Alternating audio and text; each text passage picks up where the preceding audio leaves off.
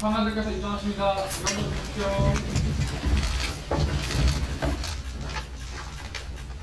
앉아주십시오.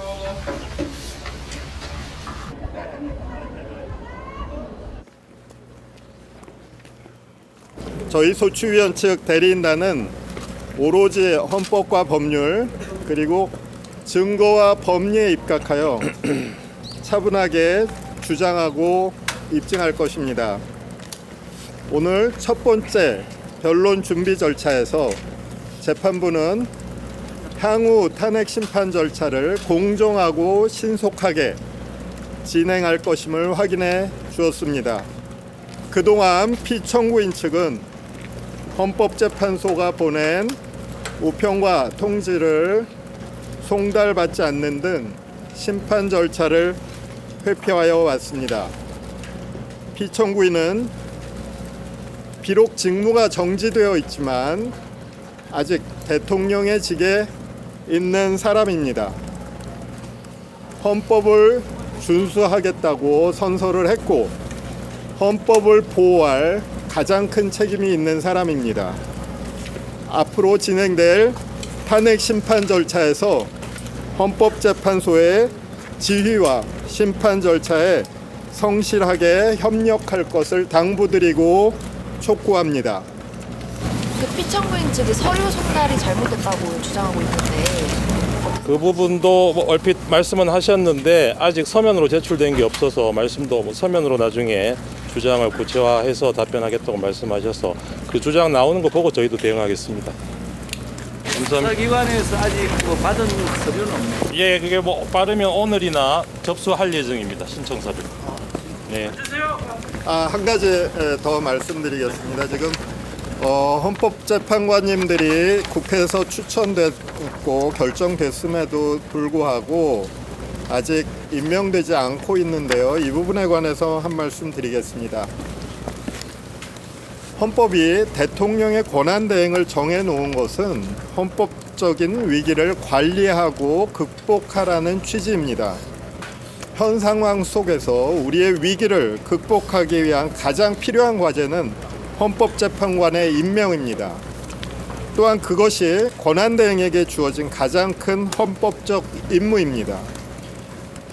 권한대행께서는 지금이라도 자신의 헌법적 임무를 자각해서 조속히 헌법재판관을 임명할 것을 호소하고 촉구드립니다.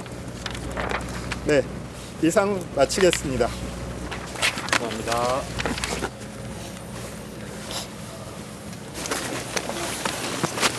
네, 오늘 첫 변론 준비기를 마치셨는데 하실 말씀 있으실까요? 그야말로 오늘은 그냥 준비기일이니까요.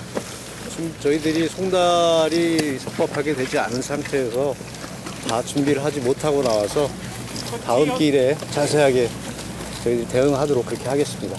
오늘 이제 갑작스럽게 변호인단 공개하고 소송 위임서 제출하신 이유가 있으실까요? 갑작스럽게 할 이유가 있는 것이 아니고 어차피 준비 절차, 헌법재판 절차에는 저희들이 당당하게 대응을 하려고 했던 거기 때문에 저희들이 준비한 대로 진행하고 있습니다.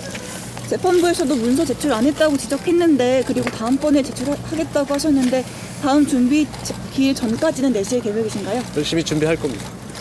송달 적법하지 않다고 문제 지적하고 싶다고 하셨는데 네. 좀 자세히 말씀 부탁드릴 수 있을까요? 송달이 헌법재판에서 형사소송법이 준용되도록 돼 있고 거기에 부족한 부분이 민사소송 규정이 돼 있는데 각 그 규정을 아무리 검토해봐도 지금의 송달이 적법하게 됐다고 해석할 여지가 전혀 없습니다. 그리고 충분한 변호 인력 확보되지 않았다고 하셨는데 네. 변호인단 더 보강하실 예정이실까요? 예, 계속 변호인단을 속속 합류하고 있고 지원하는 사람도 많아서 곧 완성될 겁니다. 그리고 공수처에는 아직 선임계 제출이 안 됐는데 내일 계획이신가요? 공수처 문제는 우선 헌법재판이 오늘 준비 절차가 시작됐습니다. 헌법재판 준비를 하면서 헌법재판이 선행돼야 되지 않을까 하는 생각을 하고 있고요. 또 수사 문제는 아시다시피 수사기관이 세 군데서 중복적으로 소환한 문제가 있었고 수사권이 과연 어느 기관에 있느냐 하는 문제에서도 해석의 여지가 많았고 그리고 중복적 소환 그리고 일반 형사 사건에서도 소환을 할 때 미리 조정을 하고 하는 문제들이 있는데 여러 가지 문제점이 너무 많아서 그거를 종합적으로 검토한 후에 대응 방안을 강구할까 이렇게 생각하고 있습니다. 그리고 이제 일요일까지 공수처가 3차 소환 통보했는데 윤 대통령 출석할 건지. 방금 말씀드린 대로 여러 가지 문제점들을 내포하고 있어서 그것을 저희들이 종합적으로 검토한 후에 결정을 할 겁니다.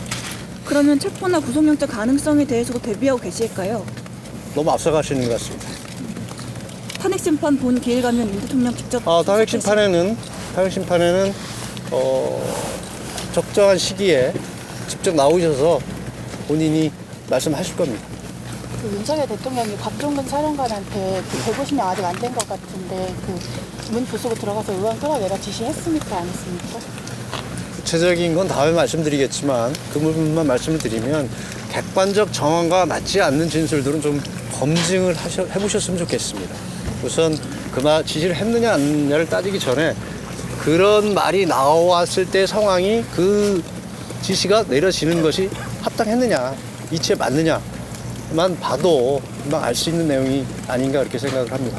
준비 기일이 이틀 두 번밖에 안 주어졌는데 너무 짧은 건 아니지? 지금 뭐 다음에 준비기를 마칠지 한 번 더 할지 모르겠습니다만 그건 진행 상황을 봐가면서 저희들의 의견을 내겠습니다. 변호사님, 그 발송 송달이라는 방식 자체가 부적법했다는 말씀이신가요? 발송 송달이라는 것은 유치 송달, 뭐 여러 가지 전제가 되는 송달들이 있습니다. 그런 전제가 안 됐을 때 발송 송달을 통해서 송달한다는 의미인데 그 전에 전제 조건들이 충족되지 않은 상태에서 발송 송달이 된 것으로 간주했다. 저희들은 그렇게 해석을 하고 있습니다.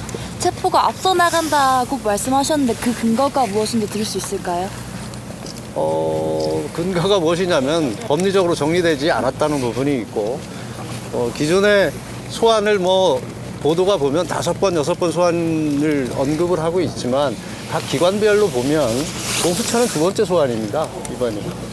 그리고 검찰에 소환, 경찰에 소환하는 것까지 합쳐서 자꾸 계산을 하는데 그런 문제도 해석을 해야 되고 공수처에 과연 수사권이 있느냐 하는 문제도 있고 여러 가지 문제를 검토한 후에 말씀드리겠다는 취지입니다. 29일까지 합하면 공수처 3번 아닌가요? 2번이라고 알고 있습니다. 경찰에서 그전에는 경찰에 했던 걸로 알고 있습니다. 방금 말씀하신 것 중에 공수처의 수사권이 있는지 판단해야 된다는 건 어떤 말씀이실까요? 법 해석에 관한 문제입니다. 오늘 오시 전에 대통령과 무슨 얘기를 나누시니? 오늘은 대통령 된 적 없습니다. 송달이 정확하게 이루어지지 않았다면 따로 별도로 대응을 하시거나 대처를 저는 오늘 재판부의 의견서 신청서를 통해서 의사를 표현했고요. 오늘 저희들이 이제 출석함으로써 그 문제를 가지고 추후 더 문제 삼을 건 없을 것 같습니다. 충분히 아까 말씀드렸고요. 적법 요건 따지겠다고 하시는데 그건 어떤 거 말씀하시는 건지. 차츰 자세히 말씀드릴게요. 앞에 다 설명드렸습니다.